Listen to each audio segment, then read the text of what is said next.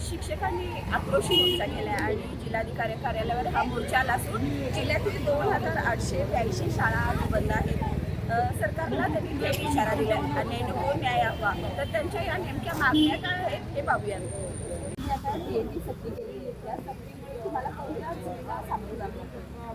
ज्यावेळेला आम्हाला नोकरी लागली की आता उदाहरण सांगायचं झालं तर आमचं गंतव्याचे 2009ला त्यावेळेला महाराष्ट्र शासनानं ज्या त्या अटीप्रमाणे MSCET जी होती ती आमची पास झाल्यानंतरच आम्हाला नोकरी दिलेली आहे. त्याच्या अगोदर निवड मंडळ होतं. निवड मंडळाची परीक्षा देऊन शिक्षक नोकरी लागलेले आहेत. मग तुम्ही जेव्हा नोकरी दिली तेव्हा त्या वेळची अभियोग्यता चाचण्या घेऊन नोकरी दिलेली आहे आणि अगदी मग आत्ता तुम्ही 20-20 वर्षानंतर 30-30 वर्षानंतर ही जी TETची सक्ती करत आहात ती अन्यायकारक आहे. उदाहरण जर सांगायचं झालं, आज पोलीस बंधूंना आपण जर म्हटलो 30 वर्षानंतर सर्व्हिसच्या तुम्ही फिजिकल तपासणी द्या आणि मगच पुन्हा तुम्हाला पुन्हा सेवेत घेता येईल, तर हे शक्य आहे का? तर शक्य होऊच शकत नाही. त्यामुळे ही जी अन्यायकारक गोष्ट आहे त्याला आमचा अगदी तीव्र निषेध आम्ही व्यक्त करतो आणि आमचे सर्व शिक्षक बांधव या विरोधात आज एक दिवसीय सामूहिक रजा काढून जिल्हाधिकारी कार्यालयावर राज्यव्यापी असं आंदोलन केलेलं आहे. शाळा वाचवण्यासाठी आम्ही शाळा बंद ठेवलेल्या आहे. कारण 2024चा जो अन्यायकारक GR आहे संच पद्धतीचा शाळा बंद ठेवण्याचा, अगदी जपानचं उदाहरण द्यायचं झालं तर एका विद्यार्थिनीसाठी रेल्वे चालू ठेवणारा देश का बरं मग तो तंत्रज्ञानात वगैरे पुढे असणार नाही? आणि आपण जर 20 मुलं असेल, 25 असेल, 30 असेल तरीही आपण शाळा बंद करतोय, तर हा अन्यायकारकच गोष्ट आहे. त्या वाडी वस्तीवरील मुलं शिक्षणापासून वंचित राहणार आणि शाळेला जाणार नाहीत. आणि आम्हाला शिकवू द्या ह्या गोष्टीसाठी आणि गोरगरिबांच्या सर्वसामान्यांच्या शाळा वाचवण्यासाठी आज आम्ही सामूहिक रजा आंदोलन पुकारलेलं आहे. TET विरोधात तर तुम्ही आता मोर्चा काढला असेल, याच्या व्यतिरिक्त अन्य कोणत्या मागण्या आहेत तुमच्या? जी अन्यायकारक संच मान्यता आहे त्याच्या विरोधात सुद्धा हा मोर्चा आम्ही आज मोर्चाचं आयोजन आज मोठ्या प्रमाणावरती करण्यात आलेलं आहे. आणि त्याचबरोबर सगळ्यात महत्त्वाचा मुद्दा म्हणजे जुनी पेन्शनचा मुद्दा. आपण बघतोय की सगळ्यात जवळजवळ बऱ्याच क्षेत्रातल्या लोकांना आश्वासित योजना सुद्धा लागू झालेल्या आहेत, पण अजून शिक्षकांना ही योजना लागू नाही आहे. तर हे सगळे मुद्दे घेऊन आजचा हा मोर्चा या ठिकाणी आयोजित करण्यात आलेला होता. या मोर्चानंतर सरकार काय निर्णय घेईल असं वाटतं तुम्हाला? सरकारनं म्हणजे शक्यतो म्हणजे पुनर्विचार याचिका दाखल करायला हवी होती. कारण हरियाणासारखी, उत्तर प्रदेशसारखी राज्य तर तुम्ही बघितली प्रगत राज्य, त्यांनी या TETच्या विरोधात पुनर्विचार याचिका दाखल केली आहे. महाराष्ट्र शासनानं संगणनाची गेल्या 2-3 महिन्यापासून बोलवणी केलेली आहे. पुनर्विचार याचिका दाखल करतो असं आश्वासन दिलं होतं, पण अद्याप ते पुनर्विचार याचिका दाखल केलेली नाही. पुढची स्टेप नेमकी तुमची काय असणार आहे? जर हा आंदोलन म्हणजे आता शासनानं जर पुनर्विचार याचिका दाखल केली नाही तर भविष्यामध्ये या आंदोलनाचं स्वरूप तीव्र स्वरूपात करून शाळा बंद न ठेवता विद्यार्थ्यांचं शैक्षणिक नुकसान न होता आंदोलनाची व्याप्ती वाढवण्यात येईल. वेळ झालेला आहे. सरकारने याकडे लक्ष दिलं तर चांगलीच गोष्ट आहे, पण सरकारने तुमच्या मागण्या मान्य नाही केला तर पुढचा निर्णय नेमका तुमचा काय असणार आहे? खरं तर प्राथमिक शिक्षकांच्या एकंदरीत गुणवत्तेवर आणि त्यांनी आजपर्यंत केलेल्या कार्यावर शासनाने एक प्रकारचा अविश्वास दाखवण्याचं काम केलेलं आहे. अन्यायकारक संच मान्यता याच्यामध्ये अनेक शाळा आणि अनेक शाळांमधील शिक्षकांची संख्या कमी होऊन वाडी वस्तीवरच्या मुलांना जे मूलभूत हक्काचं शिक्षण मिळणार आहे. राजश्री छत्रपती शाहू महाराजांनी अगदी वाडी वस्तीपर्यंत शिक्षण नेलं, पण ती शिक्षणाची ज्ञानगंगा कुठंतरी खंडित करण्याचं काम या शासनामार्फत सुरू आहे. आमच्या शासनाला या मोर्चाच्या निमित्तानं एकच मागणी आहे की आम्हाला इतर काही नको, पण आम्हाला मुलांना शिकवू द्या. त्याच पद्धतीनं पटाच्या योग्य प्रमाणामध्ये प्रत्येक शाळेमध्ये शिक्षक द्या आणि त्याच पद्धतीने TETचा जो काही घाट घातलेला आहे तो अतिशय चुकीचा आहे. तर इतर कुठल्या संगणक शिक्षण असेल किंवा तंत्रज्ञानामध्ये नवनवीन आलेल्या कोणत्या कल्पना असतील त्याचं प्रशिक्षण असेल तर अशी एखादी गोष्ट आम्ही स्वीकारायला तयार आहे. पण आम्ही आमची गुणवत्ता वयाच्या 50व्या वर्षी 45व्या वर्षी सिद्ध करायची म्हणे तर तो आमच्यावर दाखवलेला एक प्रकारचा अविश्वासच आहे. त्यामुळे शासनाला आमची विनंती आहे, आज आम्ही एक दिवस संपूर्ण महाराष्ट्रातील प्रत्येक जिल्हाधिकारी कार्यालयावर हा मोर्चा काढलेला आहे. भविष्यात याची जर दखल नाही घेतली तर हा मोर्चा मोठ्या प्रमाणात आणि बहुसंख्य दिवस जोपर्यंत आमच्या मागण्या मान्य होणार नाही तोपर्यंत काढण्याचा विचार आमचा संपूर्ण प्रवाहाचा आहे. आणि त्याच पद्धतीनं समान काम समान वेतन यानुसार आजही आपल्या या शिक्षण व्यवस्थेमध्ये शिक्षण सेवक नावाचं एक पद आहे. म्हणजेच नवीन लागल्यानंतर 3 वर्ष त्याला अत्यल्प तुटपुंज्या पगारावर त्याला या ठिकाणी काम करायला लागतं. तर आमची या शासनाला विनंती आहे की समान काम समान वेतन यानुसार शिक्षण शुल्क रद्द करून त्यांना कायम अध्यापक या पद्धतीत संरक्षण देऊन त्याला वेतन श्रेणीचं संरक्षण द्यावं.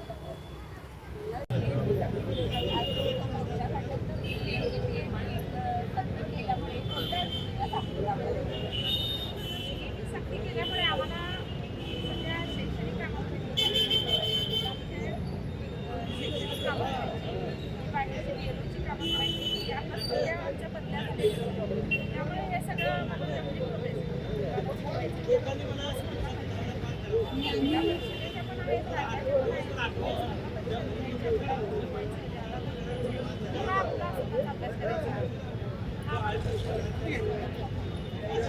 टीईटी सक्ती करणं हे चुकीचंच आहे. का म्हणजे ज्यावेळी 2013 पासून ही टीईटी लागू करण्यात आली त्यापूर्वी जे काय भरती झालेली आहे ती निवड मंडळामार्फत किंवा इंटरव्ह्यू मार्फतच झालेली आहे. आता आमची एक बॅच मी एक उदाहरण तुम्हाला सांगते की 2002मध्ये जेव्हा आमचं DED झालं ते DEDमध्ये भरती होण्यासाठी आम्हाला राज्यस्तरीय जावं लागलेलं होतं. राज्यस्तरातूनच आमची निवड DEDला झालेली होती आणि क्वालिफाय झालेलेच विद्यार्थी आम्हाला DEDमध्ये ठेवण्यात आले आणि त्यानंतर मग आम्ही नोकरी लागलो आणि तेव्हा सुद्धा आमची इंटरव्ह्यू झालेली आहे. तरी सुद्धा आता टीईटी करणं हे चुकीचं आहे.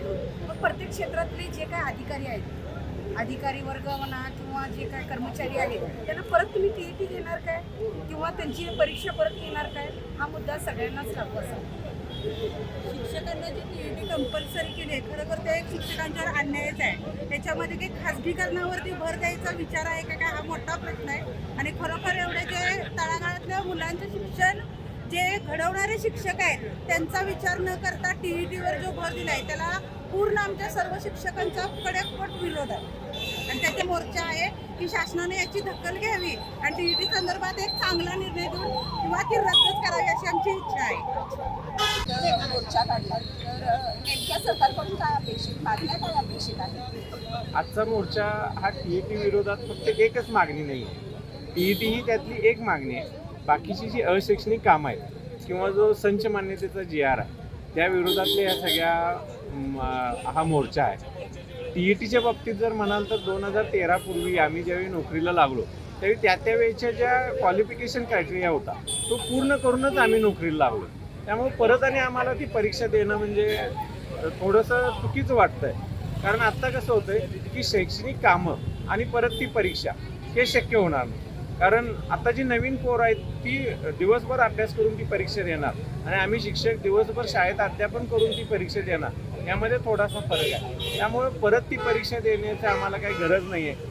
आणि दुसरी जो सगळ्यात मोठा विषय या टीईटीच्या माध्यमातून हे पुढे होऊन शासन दुसरं एक करायला आहे की जो संच मान्यतेचा GR आहे त्या संच मान्यतेच्या GRमध्ये वाडी वस्तीवरच्या शाळा सगळ्या बंद पडणार आहेत.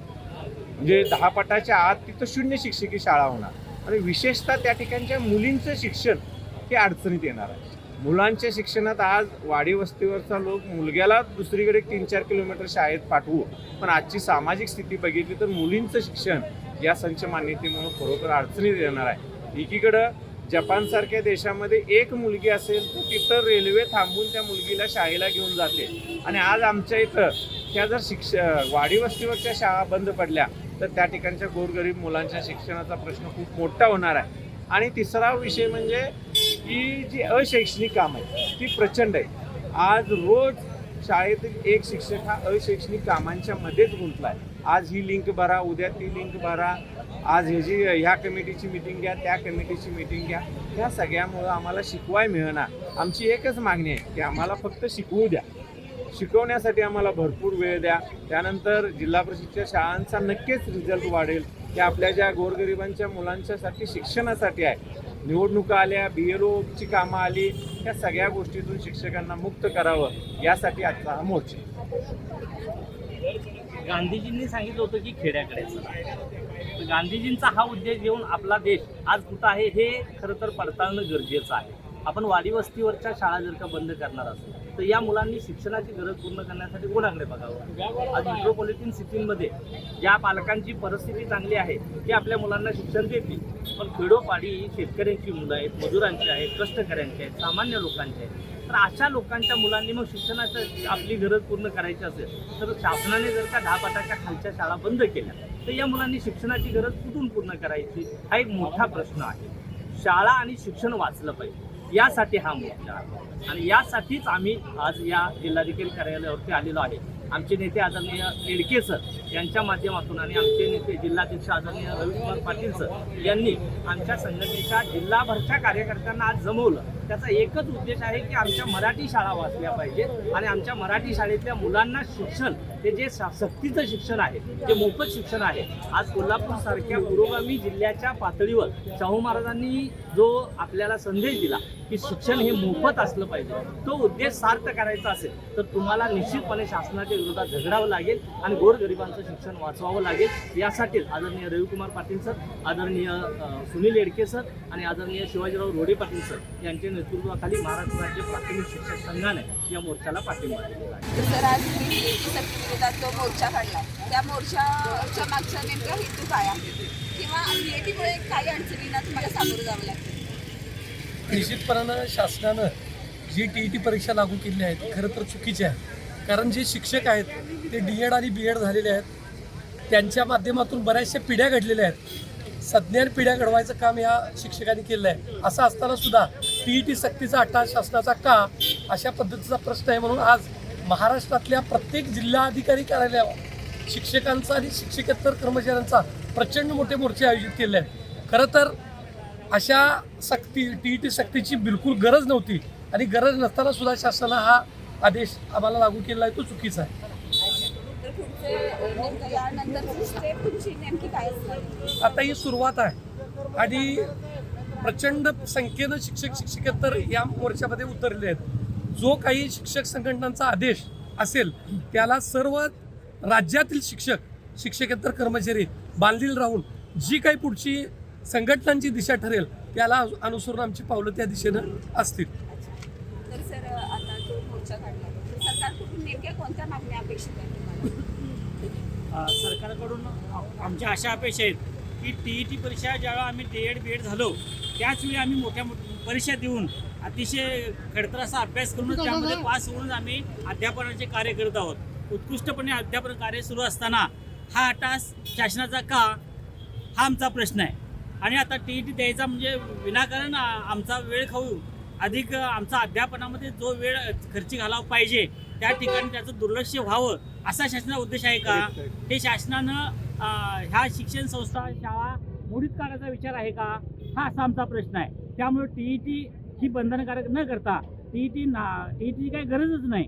त्यामुळं शासनाने हा विषय मागे घ्यावा अशी आमची अपेक्षा आहे. नेमक्या DAT सक्तीमुळे कोणत्या अडचणींना शिक्षकांना सामोरं द्यावं लागते हे आपण पाहिलं आणि या मोर्चाकडे संपूर्ण जिल्ह्याचं लक्ष लागले. सरकार यांच्या मागण्या मान्य करेल की नाही करेल यावर त्यांचा पुढील निर्णय असणार आहे. कॅमेरामन सईसह मी सुरेखा तारा न्यूज कोल्हापूर.